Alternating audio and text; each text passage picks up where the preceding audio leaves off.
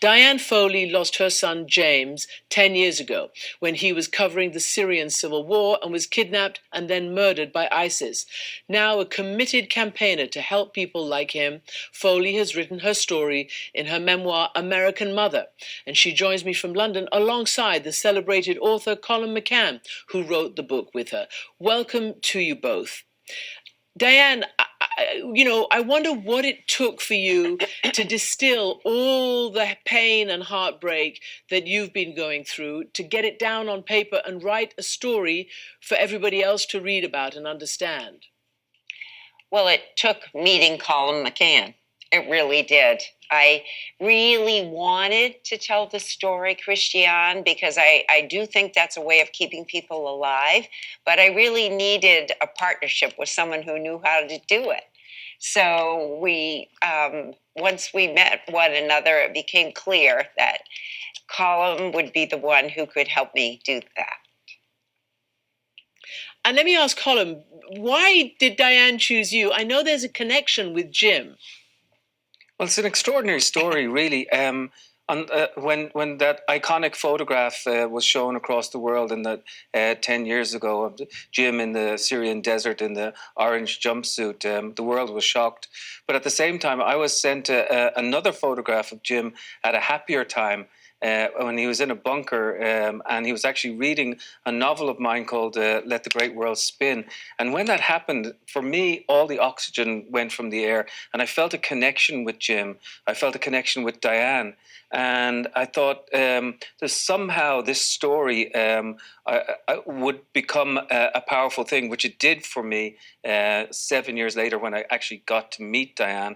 And came upon one of the most courageous people that I have ever met in my life. And we had a chance then to penetrate into the dark mysteries of this particular story and even get a chance to meet her son's killer together. I'm going to get to that in a moment because that is an extraordinary story, which you bookend the beginning and the end of the book with that. Diane, I don't know where you got the strength to do that, but first I want to ask you something that really struck me about how you started to get to know Jim better almost after he died. And I want you to read, we've asked you to choose a passage and read to us from your own heart about how you got to know him through the testimonies and the memories of those who had worked and been with him. Sure.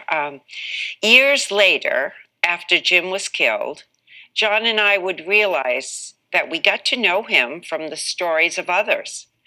Everyone seemed to have a Jim story, and we became the repositories for those stories. I take a sort of solace in this. We get to know him afterwards, and so he lived on. In a way, we are still getting to know him. And another thing you said, Diane, was that for you as a parent, there is no term for a parent who's lost a child. Describe that thought, because I hadn't even thought about that until I saw it in black and white in your book. Well, really, Colum was the one who had mentioned that, and I think it's the truth. It's something that none of us as parents ever want to think about. And we all want to and expect to go before our children. So it is true, though, that there is not a term for that.